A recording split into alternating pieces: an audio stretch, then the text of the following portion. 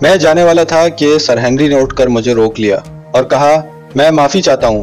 دراصل یہ قصہ ہی اتنا حیرت انگیز ہے کہ کانوں پر یقین نہیں آتا، لیکن میرا دل گواہی دیتا ہے کہ آپ سچے ہیں. اس صلح صفائی کے بعد میں نے کہا ڈربن پہنچ کر میں آپ کو وہ چیتڑا دکھاؤں گا جس پر یہ تحریر لکھی ہے اور نقشہ بنا ہوا ہے. خیر اب میں آپ کو آپ کے بھائی کے بارے میں کچھ بتاتا ہوں. میں نے آپ سے جم نامی حبشی کا ذکر کیا تھا. جم بہت اچھا شکاری اور بہت ذہین اور وفادار ملازم تھا.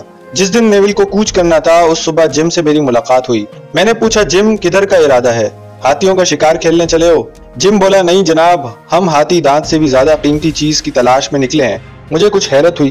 میں نے پوچھا کہیں سونا ڈھونڈنے تو نہیں جا رہے؟ جم نے مسکرا کر جواب دیا نہیں جناب، وہ چیز سونے سے بھی زیادہ قیمتی ہے. میں نے یہ مناسب نہ سمجھا کہ زیادہ سوال جواب کروں تو میں چپ ہو گیا. تھوڑی دیر بعد جم خود ہی بولا جناب ہم ہیرے ڈھونڈنے جا رہے ہیں. اس پر میں نے کہا کہ میاں تم تو بالکل غلط سمت میں جا رہے ہو، ہیرے تو جنوب مشرق میں ملتے ہیں. جم کہنے لگا آپ نے کبھی سلیمانی پہاڑوں کا نام سنا ہے؟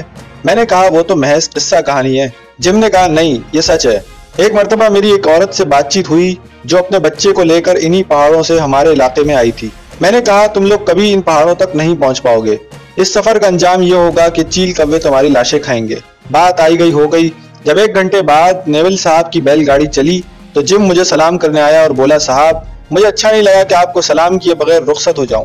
میرا دل کہتا ہے کہ آپ کی بات ٹھیک ہے، اب ہم واپس نہیں آئیں گے. میں نے جم سے کہا کہ اگر تمہارا آقا واقعی سلیمانی پہاڑوں کی طرف جا رہا ہے تو میں تمہیں ایک نقشہ دیتا ہوں، لیکن یہ نقشہ تم اسے اس وقت دینا جب کم از کم 60-70 میل دور جا چکے ہو. اگر تم نے یہ نقشہ ابھی اسے دے دیا تو وہ سیدھا میرے پاس آئے گا اور اوٹ پٹانگ سوالات کر کر کے میرا ناک میں دم کر دے گا. میں اس سے زیادہ اور کچھ نہیں بتانا چاہتا. یہ کہہ کر میں نے ایک کاغذ پر اسے نقشہ بنا کر دے دیا. نقشہ لے کر وہ بیل گاڑی کے پیچھے دوڑا چلا گیا. اس کے بعد مجھے پتا نہیں وہ کہاں گئے اور زندہ بھی ہیں یا مر چکے. سر ہنری نے کہا کوارٹرمین صاحب میں اپنے بھائی کو ڈھونڈنے جاؤں گا. میرا ارادہ سلیمانی پہاڑوں تک جانے کا ہے.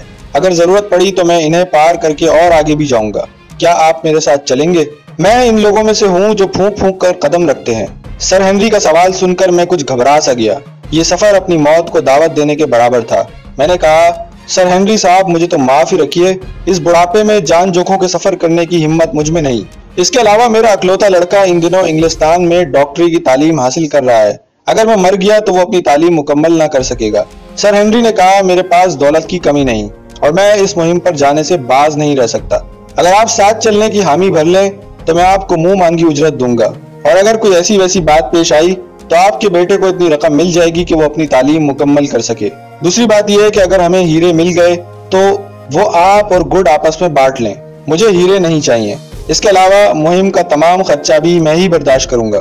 اب فرمائیے آپ مجھ سے معاملہ کرنے کے لیے تیار ہیں یا نہیں؟ میں نے جواب دیا سر ہنری آپ نے انتہائی فراخ دلی کا ثبوت دیا ہے. مجھ جیسا معمولی حیثیت کا آدمی آپ کی پیشکش کو ٹھکرانے کی حماقت نہیں کر سکتا. تاہم میں اس بارے میں چند دن سوچ بچار کرنا چاہتا ہوں. ڈربن پہنچ کر میں اپنے فیصلے سے مطلع کروں گا. کیپ ٹاؤن سے ڈربن پہنچنے میں 4-5 دن لگ گئے. اس عرصے میں مجھے سوچ بچار کے لیے خاصا وقت مل گیا. سر ہنری اور گڈ سے میری ملاقات ہوتی رہی اور ہماری دوستی ہو گئی. ہم تینوں روز ملتے اور میں انہیں شکار کی کہانیاں سناتا. جب ہم ڈربن کی بندرگاہ پر پہنچے تو سورج ڈوب رہا تھا. اس وقت جہاز سے اترنا فضول تھا. رات کا کھانا کھا کر ہم ڈیک پر ٹہلنے لگے. کچھ دیر بعد سر ہنری نے پوچھا ہاں کوارٹرمین صاحب آپ نے میری پیشکش کے بارے میں کیا فیصلہ کیا؟ میں چلنے میں خاموش رہا. اس کے بعد میں نے کہا میں آپ کے ساتھ چلنے کو تیار ہوں، لیکن پہلے میری شرطیں سن لیجئے. پہلی شرط یہ ہے کہ سفر کا سارا خرچ آپ اٹھائیں گے اور جو مال ہمارے ہاتھ لگے گا وہ میرا اور گڈ کا ہوگا. دوسری شرط یہ ہے کہ روانہ ہونے سے پہلے آپ مجھے 500 پاؤنڈ دیں گے، اسے میری تنخواہ سمجھیے. تیسری یہ کہ مجھے ایک ایسی پکی دستاویز لکھ کر دے دیں جس کی روح سے میرے مرنے یا آپاج ہونے کی صورت میں میرے بیٹے کو 5 سال تک 200 پاؤنڈ سالانہ ملتے رہیں. اس سے وہ اپنی تعلیم مکمل کر سکے گا. یہ ہیں میری شرطیں، خدا کرے آپ ان کو قبول کر لیں. سر ہنری بولے آپ کی شرطیں بہت مناسب ہیں. سچ تو یہ ہے کہ میں نے اس مہم پر جانے کی ٹھان لی ہے. اگر آپ مجھ سے زیادہ تنخواہ بھی مانگتے تو میں وہ بھی دے دیتا. میں نے کہا آپ کا شکریہ، مجھے یقین ہے کہ ہماری خوب نبھے گی، لیکن یہ سفر انتہائی خطرناک ہے. اس سفر میں سلو سترے کے پردادا کی جان گئی. سلو سترے خود بھی تڑپ تڑپ کر مرا. آپ کے بھائی کا بھی کچھ پتا نہیں اور ہمارا بھی شاید یہی حشر ہوگا. اتنا کہہ کر میں رکا تو دیکھا کہ گڈ کا چہرہ کچھ پیلا پڑ گیا تھا، مگر شاباش ہے سر ہنری کو کہ انہوں نے آنکھ تک نہ جھپکی. کہنے لگے جہاں ڈر ہے وہاں مردوں کا گھر ہے. میں نے کہا آپ سوچیں گے کہ اگر سفر میں اتنا ہی خطرہ ہے اور مجھے لوٹ کر آنے کا یقین نہیں تو آپ کے ساتھ چلنے پر آمادہ کیوں ہو گیا؟ اس کی دو وجہیں۔ ایک تو یہ کہ میں اس بات کا قائل ہوں کہ موت کا ایک دن مقرر ہے جو ٹل نہیں سکتا۔ اگر میری قسمت میں سلیمانی پہاڑوں پر جا کر ہی مرنا ہے تو ایسا ہو کر رہے گا۔ دوسری بات یہ کہ میں غریب آدمی ہوں، مارے مارے پھرتے پھرتے 40 برس ہونے کو آئے ہیں، کبھی اتنی کمائی نہ ہو سکی کہ کچھ دن چین سے بیٹھ کر کھا لوں۔ اگر کل کلا مر گیا تو میرے بیٹے کا کیا ہوگا؟ آپ کے ساتھ سفر کرنے کا فائدہ یہ ہے کہ مجھے اپنے بیٹے کے بارے میں فکر نہیں رہے گی۔ اگلی صبح ہم جہاز سے اترے۔ میں شہر سے باہر ایک چھوٹے سے مکان میں رہتا تھا، اسی کا راستہ لیا۔ مکان میں اتنی گنجائش نہ تھی کہ 2 مہمان ٹھہر سکیں، اس لیے سر ہنری اور گڈ میرے باغ میں خیمہ ڈال کر رہنے لگے۔ شروع کے چند دن تو عدالت جانے اور لکھا پڑھی کرنے میں گزر گئے۔ دستاویز تیار ہونے کی دیر تھی کہ میں نے سفر کی تیاری شروع کر دی۔ یہ کام میرے سوا کوئی کر بھی نہیں سکتا تھا کیونکہ سر ہنری اور گڈ کو افریقہ کے بارے میں کچھ بھی نہیں پتا تھا۔ سب سے پہلے میں نے ایک بیل گاڑی خریدی جو اتنی بڑی تھی کہ اس میں 20 بیل جوتے جا سکتے تھے۔ گاڑی کے آدھے حصے پر چھت تھی تاکہ سونے بیٹھنے کا آرام رہے، آدھا حصہ کھلا تھا جو سامان لادنے کا کام کرتا تھا۔ چونکہ ہمارا ارادہ راستے میں شکار کھیلنے کا بھی تھا اور پھر سفر بھی خطرناک تھا، اس لیے طے یہ پایا کہ اچھی طرح ہتھیار بند ہو کر جانا چاہیے۔ ہم نے 6 بندوقیں، 3 رائفلیں اور 3 پستولیں ساتھ رکھ لیے۔ کھانے پینے، اوڑھنے بچھونے کا سامان بھی خرید لیا۔ گڈ کے بارے میں پتہ چلا کہ وہ سند یافتہ ڈاکٹر تو نہیں لیکن دوا دارو میں اتنا ماہر ہے کہ ڈاکٹر کیا ہوں گے۔ اس کے کہنے پر دواؤں کا ایک بکس بھی گاڑی میں رکھ لیا۔ اس کے بعد نوکروں کی تلاش ہوئی۔ ہمیں صرف 2 گاڑی بان چاہیے تھے اور وہ آسانی سے مل گئے۔ ہمیں 3 اور نوکروں کی ضرورت تھی اور وہ بھی ایسے جو بہادر بھی ہوں اور بھروسے کے قابل بھی۔ بڑی دوڑ دھوپ کے بعد میں نے 2 آدمی ڈھونڈ نکالے، ایک دوگل جو اچھا شکاری اور کمال کا کھوجی تھا اور دوسرا خیوا جسے انگریزی بہت اچھی آتی تھی۔ یہ دونوں حبشی تھے۔ تیسرا نوکر کہیں نہیں ملا۔ آخر ہم نے فیصلہ کیا کہ ابھی 2 ملازم ہی کافی ہیں، راستے میں شاید کوئی آدمی کام کا مل جائے۔ روانگی سے ایک دن پہلے شام کے وقت خیوا نے آ کر کہا کہ ایک حبشی ملنا چاہتا ہے۔ میں نے اسے اندر بلا لیا۔ اس کا رنگ گہرا سانولا تھا، کالا نہیں۔ وہ بہت خوبصورت اور لمبا تڑنگا آدمی تھا۔ ہمیں سلام کر کے وہ زمین پر اکڑوں بیٹھ گیا۔ میں نے پوچھا تمہارا کیا نام ہے؟ امبوپا، اس نے جواب دیا۔ اس کی آواز بھاری اور رعبدار تھی۔ میں نے پوچھا کیسے آئے؟ بولا صاحب بہادر، میں نے سنا ہے کہ آپ ان گورے سرداروں کے ساتھ شمال کی کسی مہم پر جانے کا ارادہ رکھتے ہیں۔ جب میں نے اسے بتایا کہ سچ ہے تو بولا سنا ہے کہ آپ دریائے لوکانگا تک جائیں گے، تمہیں اس سے کیا غرض؟ ہم کہاں جائیں کہاں نہ جائیں؟ میں نے غصے سے کہا۔ اس نے کہا میری عرض یہ ہے کہ اے گورے لوگوں، اگر تم سچ مچ اتنی دور جانے کا ارادہ رکھتے ہو تو میں تمہارے ساتھ چلوں گا۔ اس کا بات کرنے کا انداز مجھے پسند نہ آیا، وہ ضرورت سے زیادہ گستاخ معلوم ہوتا تھا۔ میں نے اسے ڈانٹا، ذرا زبان سنبھال کر بات کرو، تم کس گاؤں اور قبیلے سے ہو؟ اسے جواب دیا میرا کوئی گاؤں نہیں، میں زولو قبیلے کا ہوں۔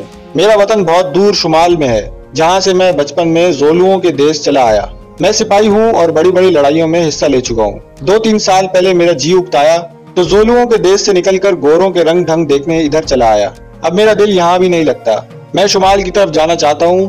میں بہادر ہوں، ساتھ لے چلو گے تو تمہارے کام آؤں گا۔ مجھے تنخواہ وغیرہ کچھ نہیں چاہیے، کھانے کو دے دیا کرنا۔ بات ختم ہوئی۔ میں اس کی باتیں سن کر چکرا سا گیا۔ میری سمجھ میں نہ آیا کہ اس کو کیا جواب دوں۔ بظاہر وہ سچ بول رہا تھا لیکن صورت سے زولو معلوم نہ ہوتا تھا۔ تنخواہ نہ لینے کی بات بھی کھٹکتی تھی۔ آخر میں نے ساری بات چیت انگریزی میں ترجمہ کر کے سر ہنری اور گڈ کو سنائی اور پوچھا کیا کرنا چاہیے۔ سر ہنری نے کہا اسے کھڑا ہونے کا حکم دو۔ میرے کہنے پر وہ کھڑا ہو گیا۔ اس نے اپنا کرتا اتار پھینکا۔ واقعی اس جیسا کڑیل جوان کم ہی دیکھنے میں آتا ہے۔ 6.5 فٹ قد، چوڑی چھاتی اور سانچے میں ڈھلا ہوا جسم۔ ہم اسے دیکھتے رہ گئے۔ سر ہنری اٹھ کر اس کے پاس جا کھڑے ہوئے۔ گڈ نے کہا برابر کی چوٹ ہے۔ سر ہنری بولے ٹھیک ہے، آج سے تم میرے ملازم ہو۔ امبوپا سر ہنری کی بات سمجھ گیا۔ اس نے سر ہنری کو غور سے دیکھا اور زولو زبان میں کہا ہم شیر مرد ہیں، تم بھی اور میں بھی۔ سفر کی تیاری شروع ہو چکی تھی۔ اگلے دن صبح کو ہم سفر پر روانہ ہو گئے۔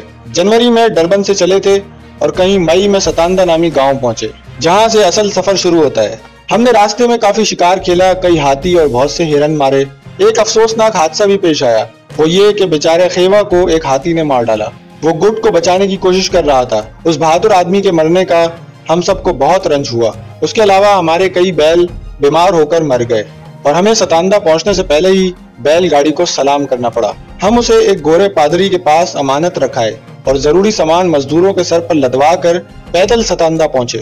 میں پہلے بتا چکا ہوں کہ ستاندہ بہت اجاڑ اور وحشتناک جگہ ہے۔ گاؤں کیا ہے، چند گھاس پھوس کے جھونپڑے، 2 مٹی کے بنے ہوئے گھر اور مویشیوں کے باڑے ہیں۔ اتنا بھی غنیمت سمجھیے کیونکہ اس سے آگے جو بیابان ہے اس میں آدمی تو درکنار، جانور تک نظر نہیں آتا۔ جب ہم ستاندہ پہنچے تو شام ہو چکی تھی۔ گٹ تو سامان اتروانے اور خیمہ لگوانے میں مصروف ہو گیا اور میں اور سر ہنری ویرانے کا منظر دیکھنے آگے نکل گئے۔ ایک اونچی جگہ کھڑے ہو کر ہم نے سامنے کی طرف دیکھا، جہاں تک نظر کام کرتی چٹیل ریتیلا میدان پھیلا ہوا تھا۔ ڈوبتے سورج کی لال کرنوں سے منظر کی وحشت اور بڑھ گئی تھی۔ ویرانے کے اس پار سلیمانی پہاڑوں کا دھندلا سا خاکہ نظر آتا تھا۔ میں نے بتایا کہ وہ سامنے سلیمانی پہاڑ نظر آ رہے ہیں، اب دیکھیے وہاں تک پہنچنا نصیب ہوتا ہے یا نہیں۔